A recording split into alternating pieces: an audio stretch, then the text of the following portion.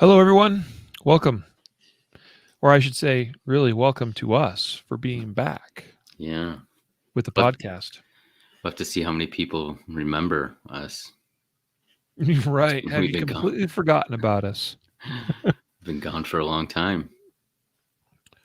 We probably have lost like 1,000 listeners to the podcast in the last month. I hope not, but yeah, it's been a while. Oh, well, let's see if anybody even joins us. Oh, hey, there's 4 people. Hmm. Hi. Hi. Hello, Chad. Howdy, hey. So we'll have lots of things to discuss today in today's episode. Glad to be back. You Yeah. guys hopefully didn't miss us too much. Hello, Randy. I was just telling Riley that for you guys that are actually listening right now, it's been weird because we've been gone for so long from the podcast, and it just felt weird logging in and setting everything up for the podcast. So I'm glad to be back with you guys. Hey, Scott. Glad to have you tuning in today from Michigan. John New heading up to the conference tomorrow. Oh, the USCCA Expo. That's right.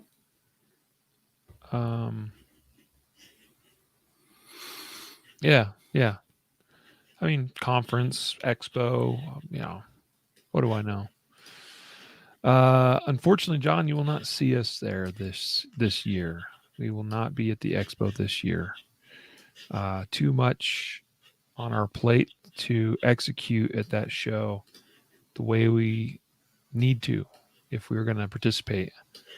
So if you were expecting to see us there, I apologize that we will not be there. Hello, Dean. Thank you for checking in. Curtis, thanks. Appreciate your kind words. We are glad to be back. We'll give you an update as to what has taken place this last month. So, well, we got a few of you tuned in, so I guess we can kick off the recorded audio portion of the show. Yeah, let's do it. Sure, let's do it. Probably going to foul this all up because it's been so long since I did it. Okay, well, here we go. In 3, 2, 1. This is the Concealed Carry Podcast, Season 3, Episode 14. And welcome to the Concealed Carry Podcast, part of the concealedcarry.com network, brought to you by XS Sites. Today is Wednesday, September 29th, 2021. As of the recording of this episode, I am your host, Riley Bowman, and I'm joined today by Mr. Not Graybeard Actual, but Graybeard Jr., Matthew Maruster. What's up, man? I'm super happy to be back after an extended period away. So, yeah, we were talking about this morning, and honestly, it came as a shock to me to realize it had been a solid month since we recorded a new episode of the podcast. Yeah. Wow, what happened? Where did we go? Yeah, that's like 8 episodes, I think, right? Yeah. That's a few episodes for sure. Yep. I will say, folks, I am disappointed in some of you that it took so long for you to notice. I finally started getting some emails like last week and this week from some listeners asking, what was going on, if anything had happened, if we were coming back. Well, we are back. I apologize for the extended delay. I'll give you a quick update right now as to a little bit about what was going on, and then we'll get into our sponsor messages and then into our episode content for today. So just want to let you know, without giving away a ton, and honestly, a lot of this is going to be discussed a little bit later in our next episode, which will be recorded together with me and Jacob Paulson. But we had an incident, I guess it's one word for it. But Jacob has been quite sick for about the last 5 weeks. Sick enough that he couldn't work. And that meant that a lot of other duties had to fall on the rest of us to keep the business operations moving forward, which really left. Oh, and then on top of that, we were preparing. The timing couldn't have been more worse because we were preparing for our inaugural Guardian Conference, which was a week and a half ago in Oklahoma City.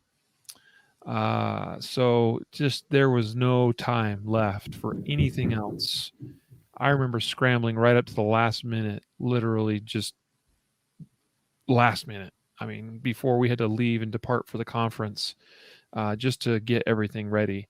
So there was no extra time to even do anything on Facebook, to do any podcasts, anything like that. I meant to get on and do like an update at some point, and it just didn't happen. And I'm really sorry about that, guys.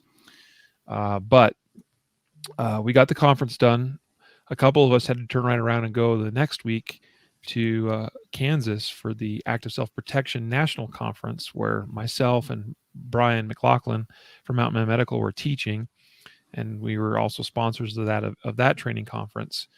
And so again, last week didn't leave any time to do any podcast work.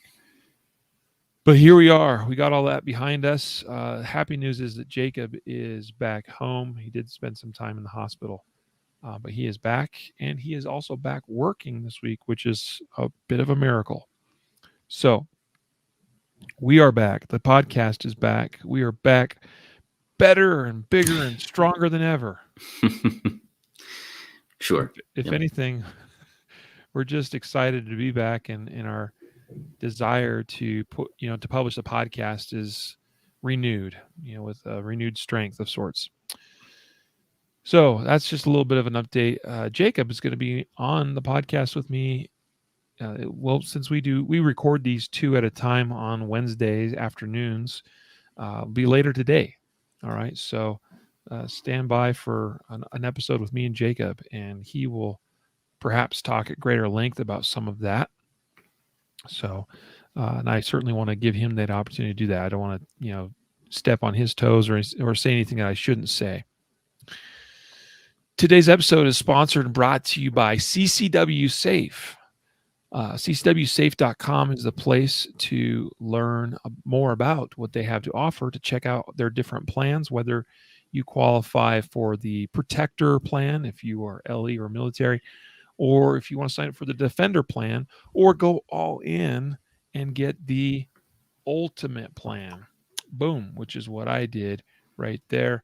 Proud member of CCW Safe, and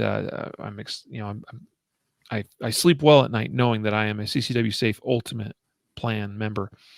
Guys, CCW Safe is our choice for legal coverage in the event that you are involved in some kind of incident. They are the guys I will be calling, and I hope that you will be calling, because they will back you up. They will hold your hand throughout the process. They will advise you, and they will make sure that you have proper and qualified legal representation should you require after a critical incident. So guys, check out ccwsafe.com to get signed up today, and use the CC podcast. That's a discount code, CC podcast, to save 10% off of your CCW Safe membership. They are also our title sponsor of the 2021 Guardian Conference. And without them and without their support, it would not have happened. So we thank them for that sincerely and wholeheartedly from our hearts. And we're also proud that they are sponsors of this podcast. XS Sites is our other sponsor of today's episode, xssites.com. I am a huge fan of particularly their F8 night sights, and also recently concluded a review, a long, detailed testing and evaluation of their R3D sights, which are geared more towards whether you're a law enforcement officer. These should be appropriate for law enforcement agency use. Or if you prefer a more traditional sight picture, the R3D night sights would be a great choice for you. I really like the F8s. I know, Matthew, I think you've got a set of F8s. I Yes? do. Yeah, I Yeah. have it on a P365. Yeah. So, guys, check out XS Sights to get some quality sights on your pistol. A lot of times, the pistols that come from the factory don't come with the best sights. Any Glock owner knows this, and that's been the case for a long time. I mean, some people like the factory Glock sights, but I'll tell you, there are better options out there. And at the very least, the factory sights that come on your Glocks are plastic. So get rid of those plastic sights and pick up some XS sights from xssights.com. We appreciate them being sponsors of the podcast. All righty. So, guys, gave you a little update about what's been going on. We mentioned that one of the big things was we were really, really, really busy. It just didn't help that Jacob couldn't be working and helping us with it. I would like to think we would have still been getting our podcasting done this past month, even with the conference in the middle there. But um, we got done with the Guardian conference about a little more than a week. Well, we returned home about a week and a half ago. Wrapped up on Sunday, the 19th of September. It was a 3-day event. We had about 90 attendees. I think actually only about 85 were able to show up. We had a few that couldn't make it. A couple folks came down with COVID or family members with COVID. A few other things that, people that had emergencies and things. But we were really excited to have that many of you come and join us for 3 days in Oklahoma City at Oklahoma City Gun Club. We had a dozen fabulous instructors that gave of their time and honestly gave their all over those 3 days to teach attendees the absolute best in shooting, tactics, uh, weapons-based combatives. That'd be Todd Fossey. We had Chuck Hager teaching OC spray and managing unknown contacts. Steve Moses and Alan McBeed doing their really fantastic don't shoot, shoot kind of scenario and decision making training, live fire. Really, really cool stuff there.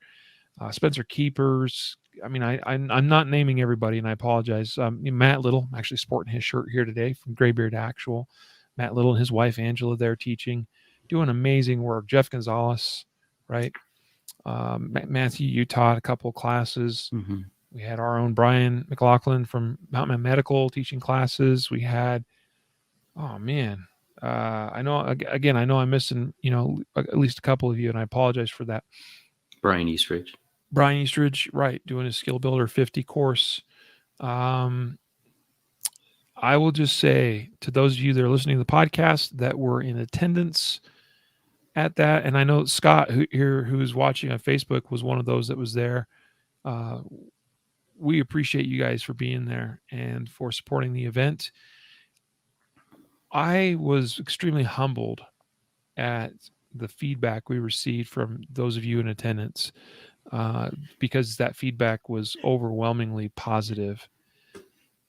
I couldn't have expected it because I'll tell you, it was a really challenging event to put on.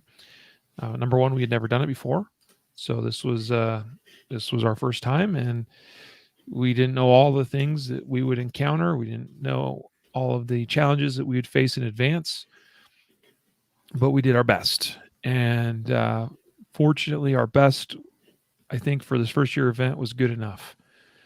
The big thing is that while it seemed like chaos and at times a total mess behind the scenes to me and maybe to some of those of us that were behind the scenes running things, it seemed to me, based on what attendees had to say, that it wasn't very apparent to them that they enjoyed the event, that it ran relatively smoothly, that they got fabulous, fantastic, high quality training.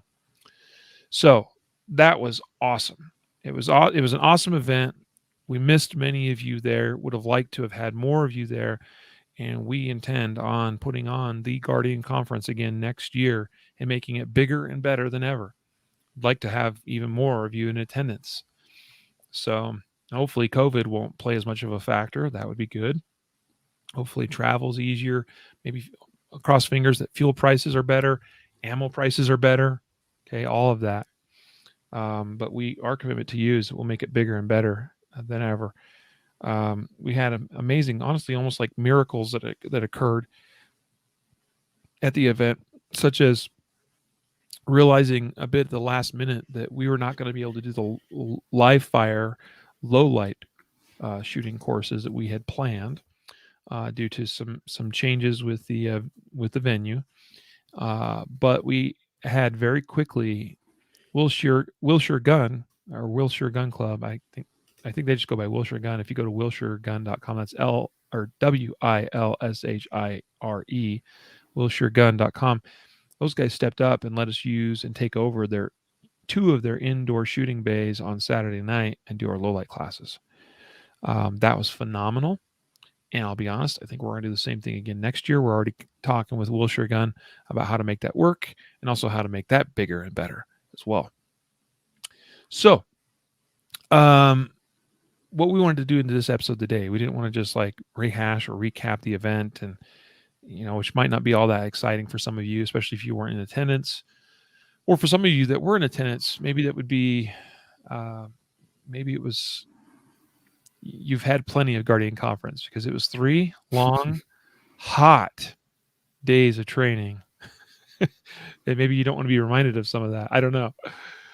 But anyway, we wanted to actually talk today about how to maximize your growth at a 3-day training conference, or really any training course for that matter, because I think a lot of what we're going to talk about today will apply to just about any training course that you might take, particularly full day or multi-day training courses, especially multi-day ones.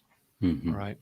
Because some of what we're going to talk about is specific to events where they're just a little bit more physically demanding and taxing than, like a 4-hour CCW class, for instance. Sure.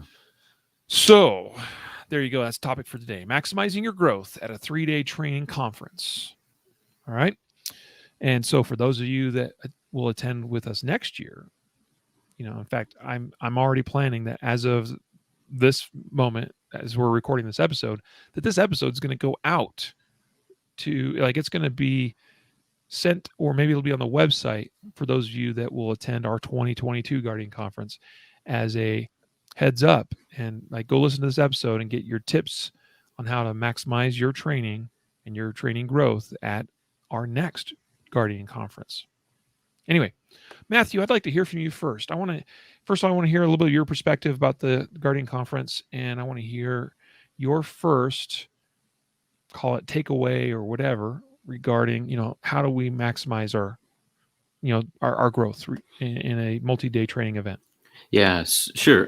So I'll just reiterate what you said about the attendees were fantastic. It was awesome just to meet a lot of the people that listen to the podcast and just say, we appreciate the content you guys are putting out, and the presentation of how you're doing it, and where it's coming from and all that. It was just really cool to get face time with people that normally you don't, and it makes it easier. So we're not talking to you. We're talking, we kind of know each other a little bit more. And it was really cool. And then we had the dinner where we got to sit down and just eat with some of the guys and gals that listen to the podcast, or, our members, Guardian members and stuff. And it was really cool. That was awesome. It was great to be able to instruct with several, with all the instructors that were there, just top level. I mean, each range you go to, you're getting information from guys and gals that are, they're all professional, and it was just really cool to be part of that, and to touch those shooters in a way that would allow them to hopefully be successful as they moved on throughout their 3-day different courses that they took throughout those 3 days. So it was awesome. It was an awesome experience for me. I hope those guys and girls that were there felt the same way. So and yeah, so one thing that I took away, and I went around and I was talking to a lot of attendees trying to get a little bit of an idea of, what were your expectations? What did you think? About maybe a specific class or how things are going.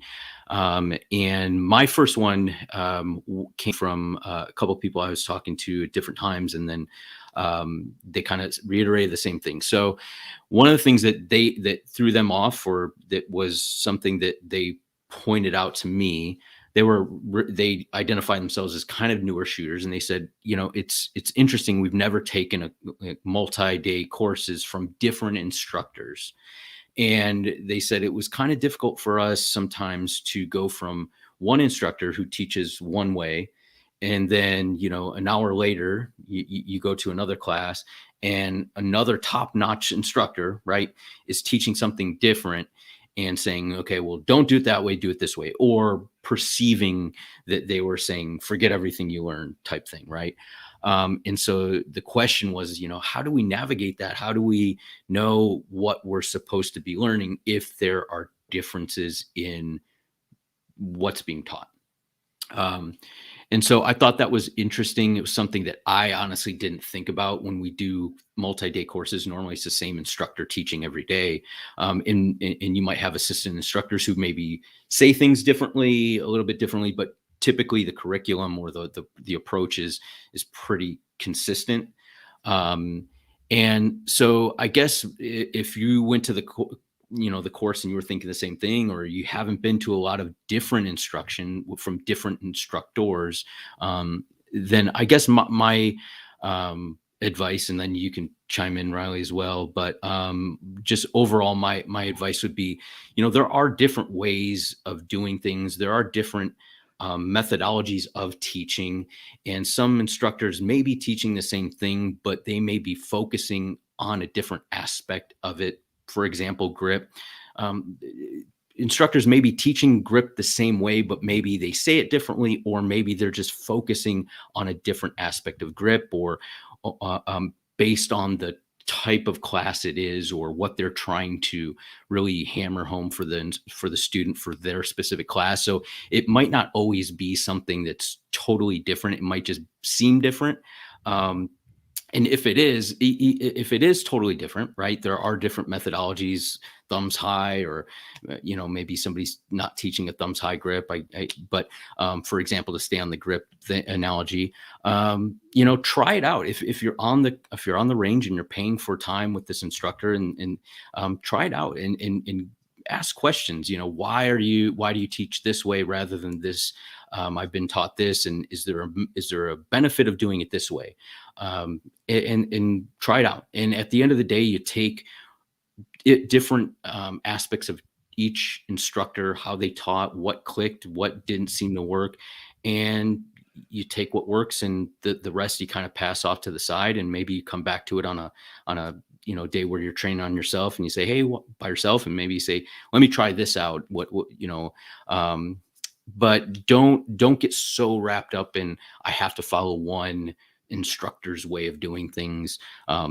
Everything they do must be followed, and this person, if they say it differently, I have to discount it. So that would be my basic overall advice if you're having a situation like that. I'm sure, Riley, you have a point of view that you could help maybe clarify. Yeah.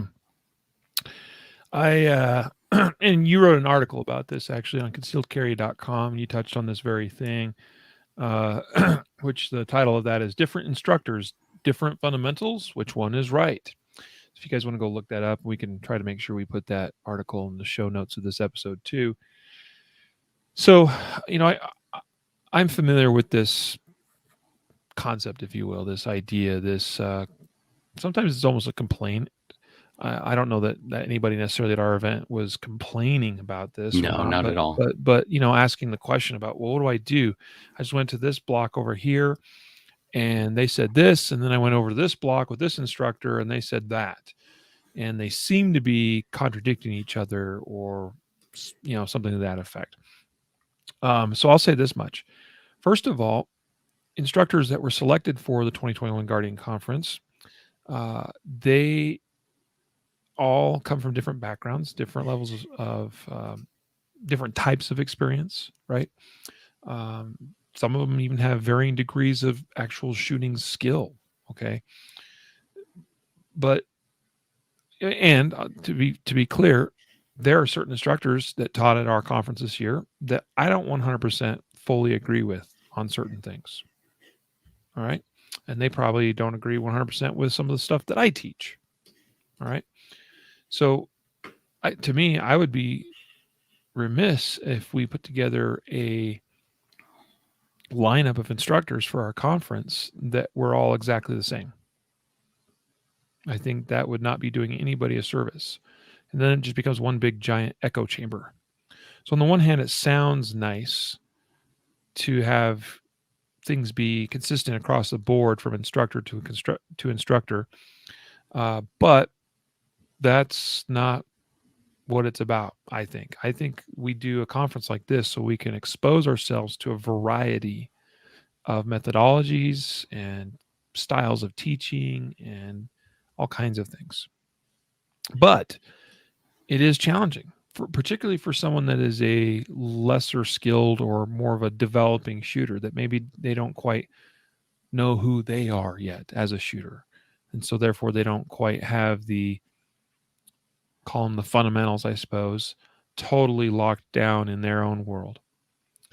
So I will say this, as a more skilled shooter or instructor, having attended training from a bunch of other guys, including some of those that were at our conference this year, that I have certainly been in classes where I'm like, I don't agree with that.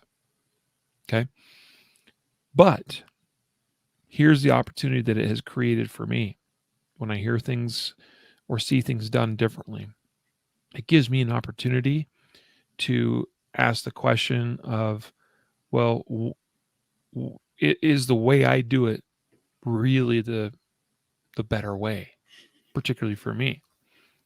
In other words, we have to be asking the questions of, why do I do what I do? Or why do I believe what I believe? Or why do I teach what I teach?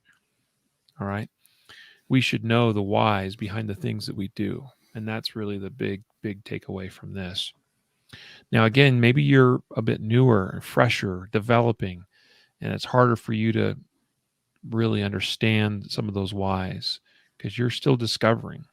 And so, Matthew, you mentioned this in your article. You said it's a good idea to ask the instructor why they teach something or teach something a certain way. So I think that's a really good idea, because if you don't know or understand your own why, then asking the instructor that you're learning from their why for something is a good start. So that's one thing. The other thing is that when we go to a training event like this, or even when we train with multiple different instructors over time, okay, and we hear these different things or they're taught different ways, there's a quote from Bruce Lee where he says, oh shoot, I had it. Oh man, I'm not going to quote it exactly. It was there and now it's gone. But basically he says something to the effect of, take in this information, okay, and keep what is useful and discard what is not. Okay. And so that's how I approach my training these days. Is I like hearing different ideas and I evaluate these different things and then I put them to test. Okay. I put them to use. Okay. So, so and so taught me this, and that's different than what I've previously done or what I currently understand to be correct up to this time. Well, let's put their word to the test and let's try it and let's see what the results are. Does my shooting improve or does it not improve? Okay. Well, if it improves, then, well, by golly, we better keep something there that we learned from this guy because that was useful. It resulted in something positive, a positive benefit, right? If you try it out and it doesn't work, okay, maybe that's not useful. So let's discard that information. All right. But here's a bit of a warning. People are too quick to accept or dismiss things, I feel sometimes. I've seen this within myself, okay, where maybe you're encouraged to try a certain technique, but realize that because it's a new technique and it's unfamiliar to you, it may not work immediately because it takes you some time to actually employ it properly. So when we learn different things or different techniques or whatever, we should give them we should try them, and we need to be a little bit patient with them. All right. The other thing is I have certainly learned things that I was like, ooh, I don't know about that. Or tried a new technique that was very strange or uncomfortable even. I'll tell you, when you make little grip changes because you've been gripping a certain way for years and years and years, when you make a change, it's incredibly uncomfortable. It feels odd. It feels out of place. You're unsure about what you're doing because you spent however many hundreds or thousands of hours doing it this way. You can't expect to overwrite those neural pathways and everything overnight. All right. And so here's the thing. I have made changes to technique over the years that because the instructor or the person that I trust that taught me that technique gave me a compelling reason, a compelling enough reason to try it or to switch to it, then I had to trust in that and really give it a fair shake. And that's why the why is so important. Yeah, because I think we're really results driven sometimes, and we go to a course and we're waiting for the instructor to tweak our hand or move our foot an inch to the rear, and then all of a sudden all our shots hit. And if they don't, we're like, okay, well I'm going to disregard that because it's not working. And it's like, how many shots have you fired? 3 or 4? Like, it's a little too soon to throw out that techniques, but yeah, we should be results driven eventually. Like, we want good results overall, but there might be a curve, right? There might be a little curve. Yeah. So just to kind of wrap up this first one of, tips for taking classes from multiple instructors. Go into classes with different instructors with an open mind, and do everything you can to do things the way they recommend that you do it. Even if they're dogmatic, even if they're like, this is the one way, and, I expect you to do it this way in my class. I have been in classes like that, and I give it a good old college try. I do, because I'm there. Okay. I'm there to try to learn what I can from them. Even if on the surface, it seems like it's something different or that I disagree with. And so go in with an open mind and be willing to learn and give it a try. And then also make sure you take really good notes. Okay. And it's especially important to take good notes from a training event like the Guardian Conference, because you train with so many different people over 3 days that you may not be able to remember all the nuances from instructor to instructor. So in this class, he said, do this. But in that class, Riley said to do that. And it was a little different than what Matt or Brian or Jeff or whoever said in their class. Right. And so you try to be open-minded and try all those different things while you're in their respective classes and write that crap down, so that, because where the real work occurs is after the class, is after the event. And so you write it down. So then, now let's spend some time working on this technique that Riley showed, or this technique that Brian showed, or whatever. Okay. That's what I strongly recommend as it relates to this topic here today. So, should we move on to our next item, Matthew? Yeah, why don't you go with one? So the next thing, and this is something that I made note of from our event. And it didn't come necessarily as a surprise to me, but I will say there were some limited cases where it was a bit surprising to me. So what is that? Those of you that attended, we sent out a survey, and in that survey there were some questions that basically were asking you to evaluate your skill level. And part of the reason for that was so that we could do our best to ensure you got placed in classes that were appropriate for your skill level. I expected that there would be a few people that either over or underestimated their skill level, because that's just the way it goes. I mean, it's an expectation that it's going to happen. What's interesting is, and I have found this to be true even with myself, Matthew, is that the more skilled you become, usually the more humble and even critical you are of your current skill level. And you'll probably won't give yourself credit for how good you actually are. So I know I had people in a couple of classes that rated themselves as intermediate level, but they were definitely what I would have thought or considered to be more than, like more like an advanced level. Okay. But then we have conversely, the opposite of that is, and this is just a fact with Dunning-Kruger being an actual thing, right? The whole you don't know what you don't know thing. And the less you know and the less skill you have, the more likely you are to overestimate your actual skill level, because the more you know, the more you learn you don't know.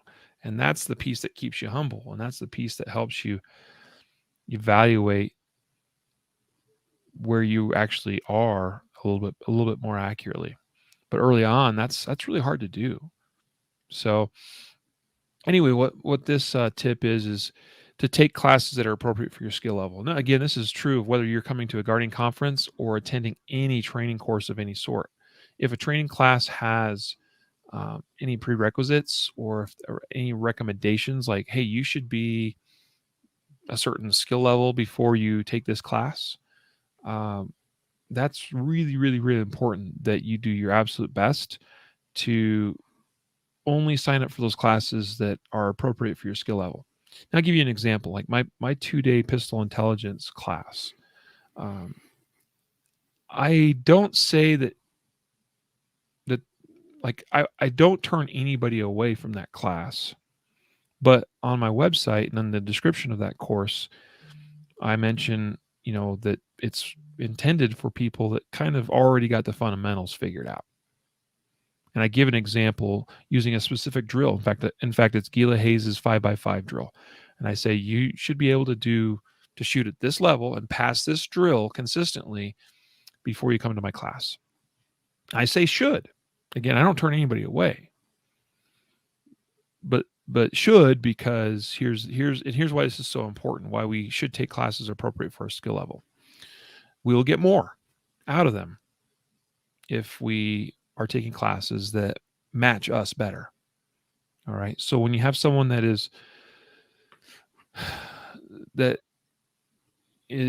still has some pretty big issues with grip, or grip is often, I mean, that's a telltale sign, right, Matthew? Like you see shooters and you can very quickly be like, oh, this person's got stuff figured out pretty well just by looking at grip, right? When we have a class that we're dealing with more advanced concepts, or at least concepts that require more cognitive processing, if you have to be thinking about what you're doing with grip because we're forced to make some adjustments to your grip during class, because if we don't make those adjustments, it's just going to make life worse and harder for you. Then there you are thinking about grip instead of thinking about the other things, the higher elements or principles in the class that are being discussed. And so you won't get as much out of it. I think you'll still get something out of it. You just won't get as much. And if you were in a class that's more appropriate for your skill level, you'd get more out of that. Okay. So I don't know how to word this necessarily, or again, I don't want to give anybody the false impression that I'm criticizing anybody that attended our Guardian conference, because I'm not. Again, because I recognize that this is actually something that's hard to do.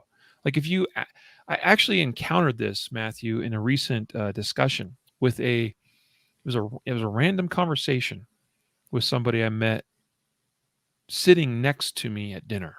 Like they weren't part of my group. In fact, I'll just tell you, this was after the primary and secondary training summit.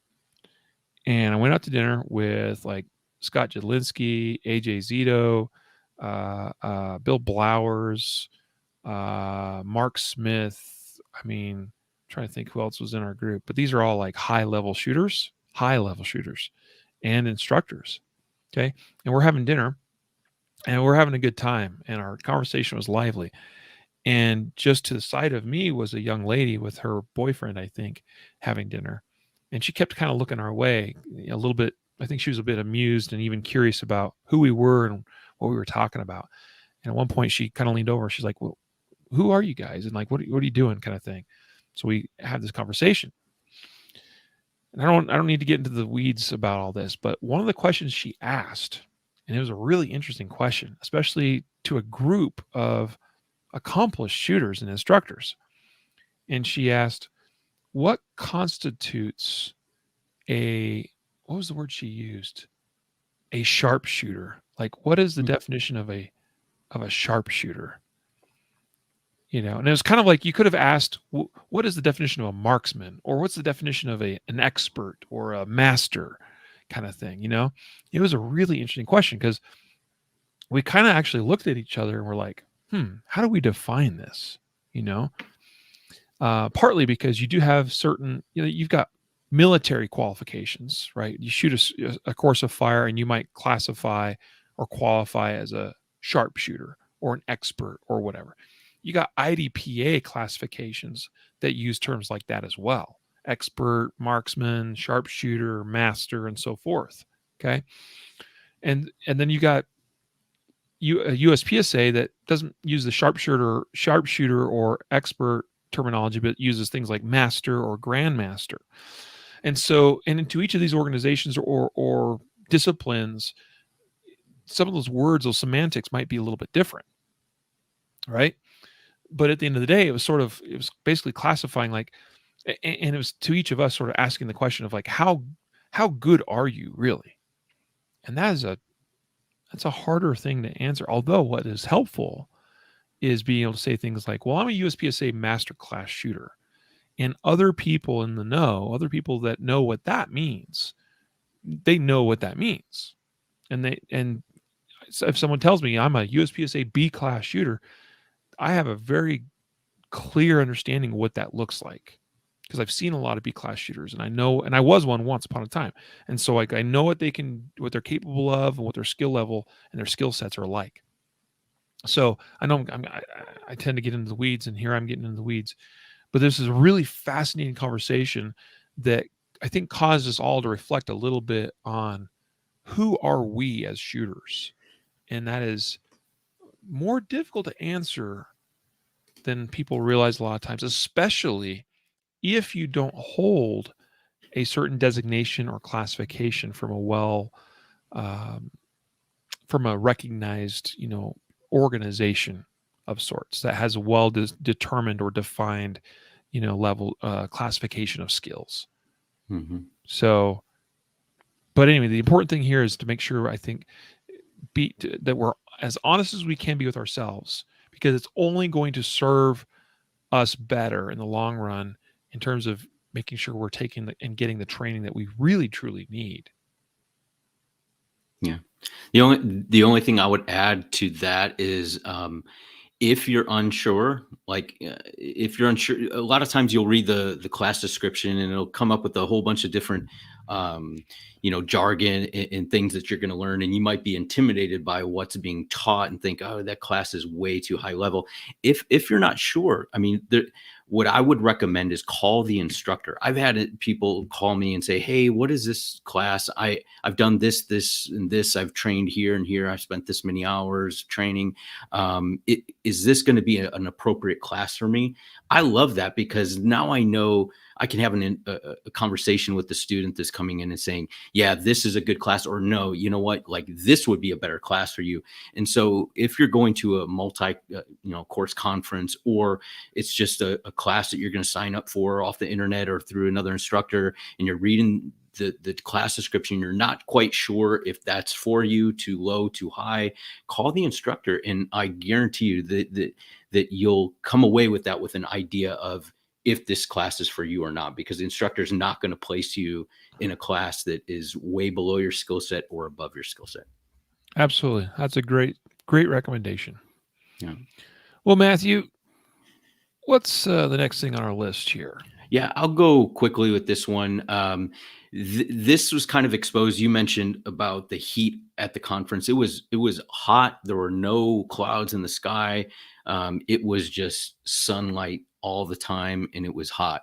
Um, and so, one thing that I would say is, especially if you're going to a multi-day conference or a multi-day course that is all day out in the sun, it's not, there's no lecture inside or anything like that, that understand your physical limitations and the demands of that class is going to put on you.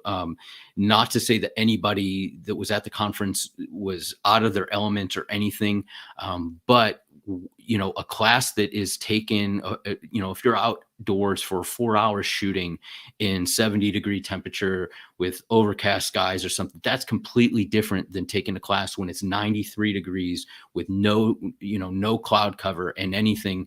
And you're out there. I mean, the physical demands of that is higher. And so if you come into that with already some ideas like, hey, I'm not going to be hydrated. I'm not going to be, able to eat well. I'm going to be traveling and tired or whatnot.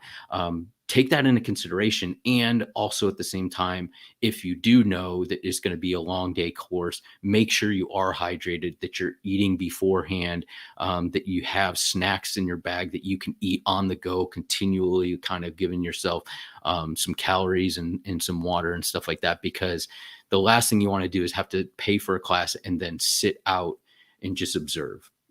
So that'd just be my quick takeaway from that. Yeah. And so folks know that before we began this episode, our planning for this was he brought with him 3 ideas or tips or topics, and I brought 3 to the table, and I just realized that your second one and my second one are both kind of similar. Yeah. You I just know, noticed that. and I didn't catch that beforehand, so I guess we're talking about these 2 things together now. Because I wrote, be willing to sit things out if overwhelmed or physically exhausted. It's knowing your limits. Mm-hmm. So, knowing ahead of time what you can do or can't do physically is a good thing to know. I know that for some people that attended our 3-day conference, that they came away knowing kind of where their limits are a little bit more, because perhaps they had never done a 3-day training event like this and didn't realize just how taxing something like that can be. I mean, being on the range 8 hours plus a day, learning in and of itself, like using your brain, is actually taxing on you. It's exhausting, right? Mm-hmm. So you're learning and trying new things. You're on your feet all day, perhaps. You're in the sun, right? You're sweating. All those factors add up, and so, I mean, you talked about, being aware of what those physical limitations would be, and I would say, I guess my angle of this is approaching it from more of the mental or the ego side of things, and just being willing to sit things out if you become overwhelmed or physically exhausted. And by overwhelmed, I mean mentally. Okay, uh, that mentally you become overwhelmed or physically you become exhausted. Why is this important? Well, when we do training events like this or training courses of any type, I've seen this numerous times through the years. We are teaching you new concepts, principles, techniques, and so forth. And, the nature of a class is there's a progression to it, right? So we start in point A and we progress our way towards point B and then point C and point D and so on and so forth, because that's kind of the point of communicating to the student new knowledge and skill and techniques. And so what can happen, and often does happen with certain individuals, and it's going to be dependent on level of skill and what is being taught, but it's not uncommon to see someone that they've learned already 3 new things a day, and maybe because they needed some help with their grip or their stance or whatever, they're trying to think of all these things because we're trying to do our best, right? Everybody tries their best. And by the way, that's a great attitude to have. We had many wonderful students and attendees at the Guardian Conference that had awesome attitudes about it all, that were there to learn. Like, really, everyone I encountered there was there to learn, and it was awesome to see. And that's the nature of something like this. It's a volunteer, civilian oriented training event, right? This is not like a bunch of cops or military personnel that were forced to go to training, where they're like, I don't really want to be here. I'd rather be home fishing with my kids, or, that kind of thing. No, everyone that was at our conference wanted to be there. So that's an awesome thing, because it brings with it a certain attitude, an attitude that wants to learn. And so here you are, you're trying to learn, you're trying to take all this stuff in, you're trying to learn all these new concepts and techniques, and you're trying to apply them because you want to do well. And before you know it, something else gets thrown your way, and it pushes you over the edge cognitively. There's just too much going on up here in the brain to keep track of it all and do so safely. And that's what I want to hit on there, is that this is where it becomes really important for you to be honest with yourself and to recognize when you are getting a little bit of that cognitive overload and you go, oh, okay, I need to take a break because this is getting to be too much. So the ego thing comes in because a lot of us don't want to be that guy or gal that sits out, because we want to prove to ourselves and to others that we can do it. But if you become cognitively overloaded, that opens up the door for potential safety failures. And that's just something that we can't have at training events. And that's where we need your help as a student, as an attendee.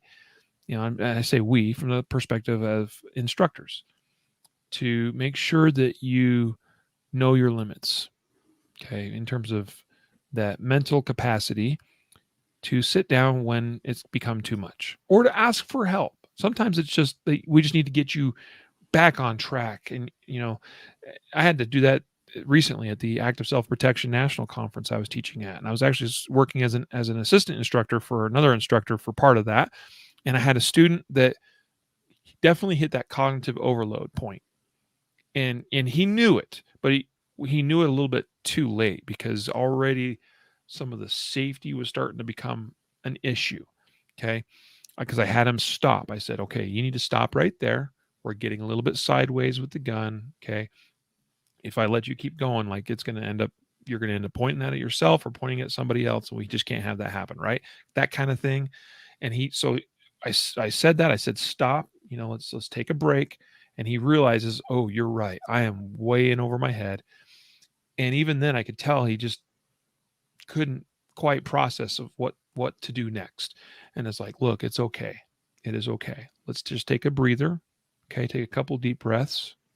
And he did. And he's okay. All right. Everything is fine. I'm right here with you. That's why I'm here, is to help you be successful and to do so safely. Right.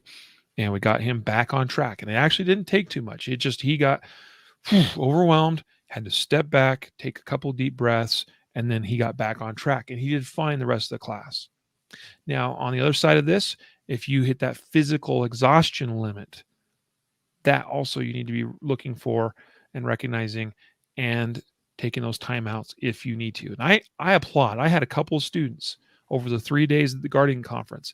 It was 3 hot days. It was 95 degrees every day in September, the latter part of September. It was warm.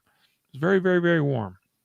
We expected average temps of like 82 to 85 based on historical averages. And we did not get that. So people were getting exhausted, and I applaud those that in classes I was teaching, even, that was like, hey, Riley, I need to take a break. And they did. That was awesome. Overall, I think conference-wide, everyone did a fantastic job in this regard. We only had a couple of very minor issues. So, well done. Absolutely. Should we move on to the next thing? Sure. So, gear considerations is what I have listed here. Matthew, why don't you explain what you mean by that? Yeah, I'll just touch on this briefly, and because we've covered this a lot in different episodes, but if you're going to go to a course that is going to have really any course where there's going to be dynamic movement, or you're going to be drawing and doing a lot, asked to be doing a lot of things. If you probably, even if you carry in a purse, you probably wouldn't show up to the course with your firearm in a purse and say, I'm going to run this course drawing the gun out of my purse, or a satchel if you don't carry a purse. I saw a couple times, not at this conference specifically, but overall in these types of scenarios, where somebody might show up with a belly band type holster because they carry that way. The problem with those types of holsters is that when you're doing a lot of drawing, a lot of coming out of the holster, a lot of different things, when you start getting tired, when you start repeatedly doing these things, the tendency is to start, kind of going back to the holster a little too quickly, a little too sloppy. And there's some safety issues there. Also, if you haven't vetted your gear, like your holster, you go out the day before and you buy an Uncle Mike's universal holster or something like that. It's probably not the thing that you want to do. You want to get holsters that stay fastened to the belt, that are formed for your gun, that that the mouth of it's going to stay open so you can reholster the gun. Additionally, I guess I'll throw this one more since we're talking about holsters specifically. Make sure that all your screws and everything, and this is not just for a conference or a course, but you put some Loctite on those, because I saw at least one time at the conference and several other times as teaching, holsters just fall apart on the line, and the screws go everywhere, and then you're out of luck if you can't find the screws or you don't have a backup. So check your gear, make sure it's appropriate for the course that you're taking. If you're unsure, make sure you call the instructor and ask them, hey, can I bring this or that? Or, I only have one magazine. It says there I need 3. Is that going to be an issue? These types of things, because you don't want to slow down the course because you don't have the right gear, or it's always falling apart, or you don't want to show up with inappropriate gear. So that would be my just thing. Make sure you have enough ammo for the course to run the course, and appropriate gear. Yeah. You hit on that really well. I do want to just touch on one thing again, and because this is true. I've attended 3 training conferences and taught at 3 training conferences in the last month, and it's crazy to say that.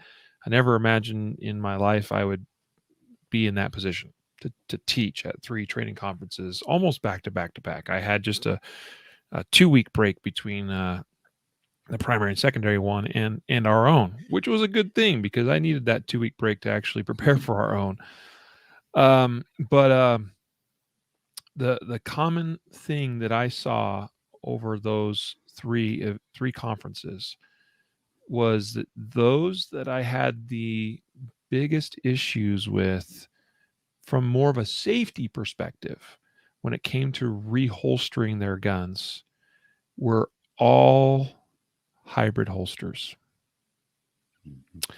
Now, I don't prohibit hybrid holsters, and I was even a user of a hybrid holster once upon a time. In fact, the cover art of the Concealed Carry podcast still features a hybrid holster. So, and it was my own. All right. So,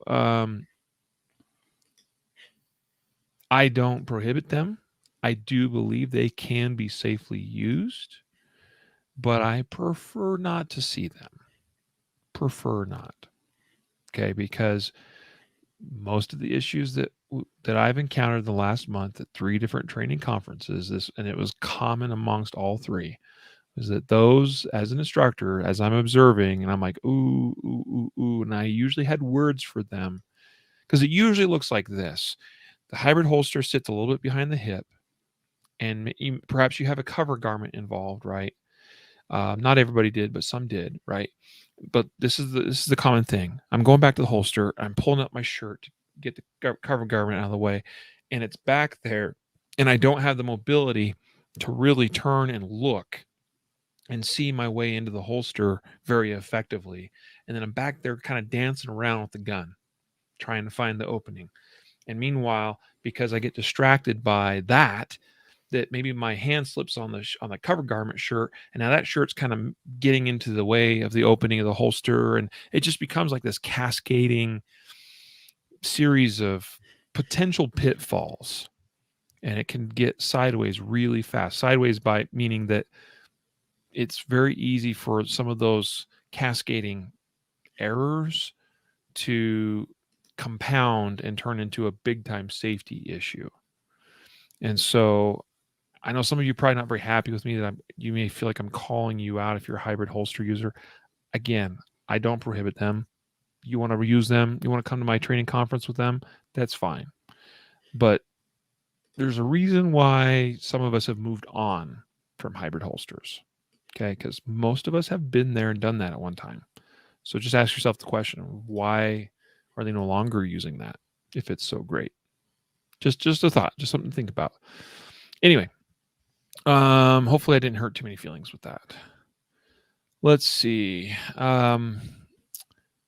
Last thing here. Give the soft skills more attention. So this just came from my point of view as the organizer, primary organizer of the 2021 Guardian Conference. Originally, it was supposed to be Jacob, and I was helping with that. But I was primarily planning on being focused on teaching and making sure instructors had what they needed.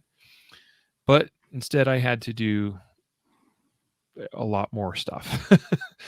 But seeing more of the signups for the different classes ahead of time and actually putting together people's schedules, and this didn't surprise me, but there is always this part of you that like hopes for more or hopes for better. And again, this is not meant as like a dig at any one person necessarily.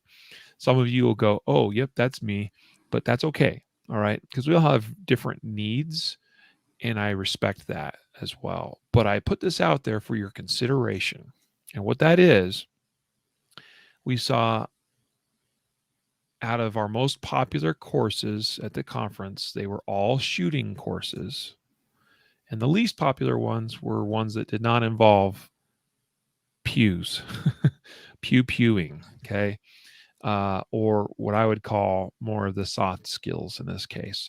So we had a great lineup of training, all the way from legal lectures from Andrew Branca to a fascinating active threat, terrorism related lecture from Hanny Mahmood to managing unknown contacts, which is just a great all around course from Chuck Haggard, combined with his OC spray one. That's a powerful 4-hour block that any one person can attend, to weapons-based combatives with Todd Fossey, which is really more, it's some hand-to-hand skills, but that's his terminology, weapons-based combatives. Weapons are always involved, and it's how do we employ open hand techniques to, environments where weapons are, coming to the picture. What else? We had some other lectures from guys like Spencer Keepers had a lecture as well. Andrew I'm Branca. probably missing one or two. I mean, Brian McLaughlin's trauma class, emergency trauma response for the concealed carrier. Very, very valuable information. Very, very good class to take. But again, we saw all of those that I just listed were less attended than the fun pew classes. And I understand that. I know why that is. We all like to make pew noises. It's fun. I love training to shoot. I love trying to get better at shooting. But I would recommend that is for some of you next year, give some of those soft skills another look and maybe give them a little attention. We worked hard to bring to this conference a wide array of information and training so that we could come away hopefully a little bit better, stronger, and more well-rounded. Mm-hmm. So just a thought. And I'll say this much too, with respect to that. You spend 3 days, 6 8-hour blocks minimum, all shooting out in the sun. You're going to pay a toll for that. Okay. Get out of the sun every once in a while. Go take one of those other fantastic classes, and you're going to be a lot better for it just in your overall health and wellness. Yes, that's true. So, your thoughts on that, Matthew, or No, any other I thought? can't add any. I'll just add. I think you forgot. We had some good course block from Andrew Branca, some self defense law stuff. So if I did that's your mention thing that. too, okay. Well, maybe I did. Actually. I didn't hear that part, I know, but it was a good class. So. Yeah. Yeah. I mean, you're exactly right, though. Like we had the laws, we had less lethal Mhm. training, we had hand-to-hand combatives training, we had medical training, and we had shooting training. Whole picture, at least as much as we could do. That was important to us, that we had all of those opportunities available, not just shooting. Mm-hmm. Elke asked a question: which pistols had the most malfunctions? Ooh, that was tough. That's a I tough actually answer. don't know. I'd Know. have to say all because there was a lot, and not all different reasons, but Sure.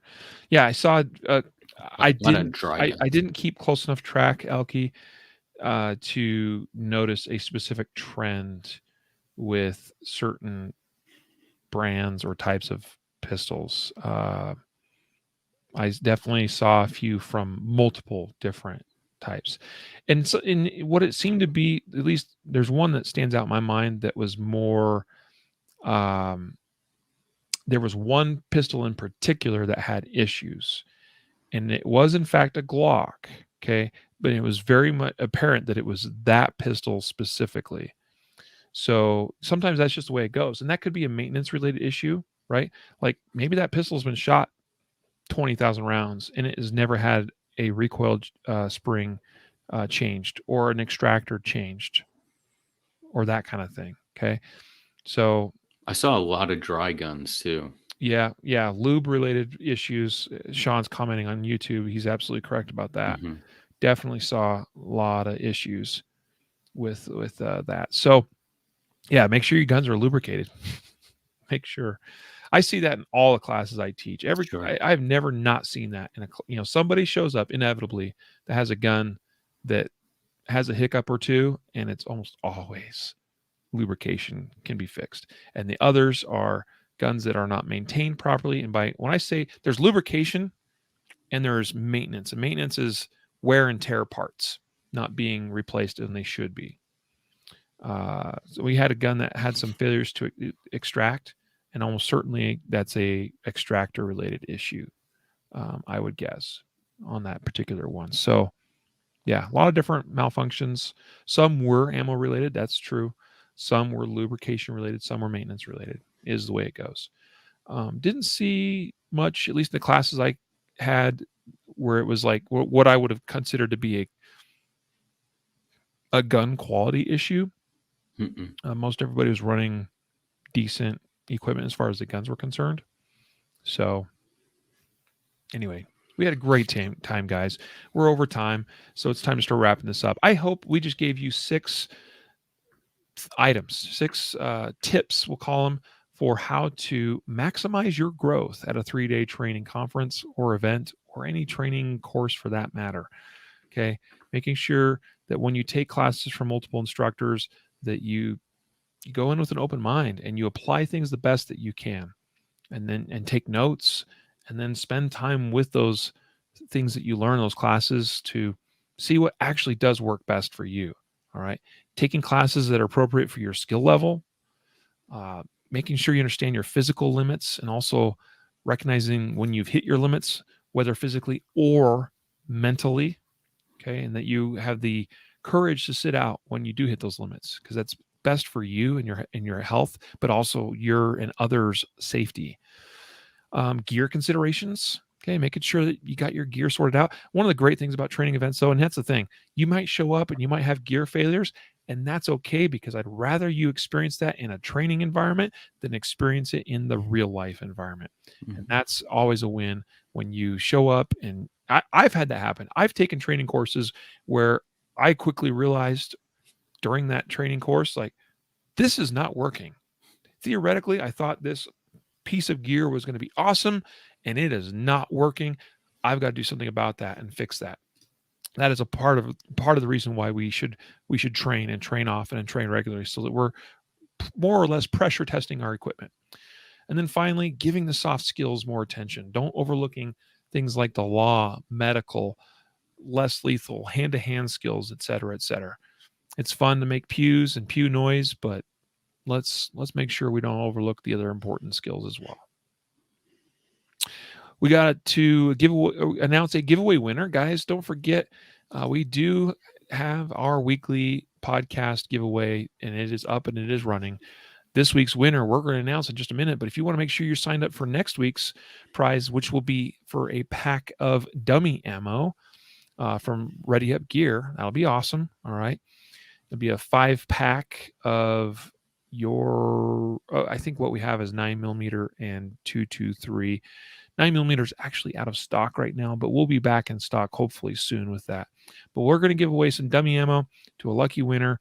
Guys, make sure you're signing up each week at concealedcarry.com/podcast prize. But today's winner for a Ready Up Gear laser dot training cartridge for dry fire use, who do we got, Matthew?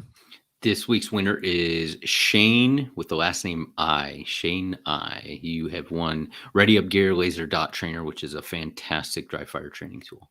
Awesome. Congratulations to Shane for being this week's winner.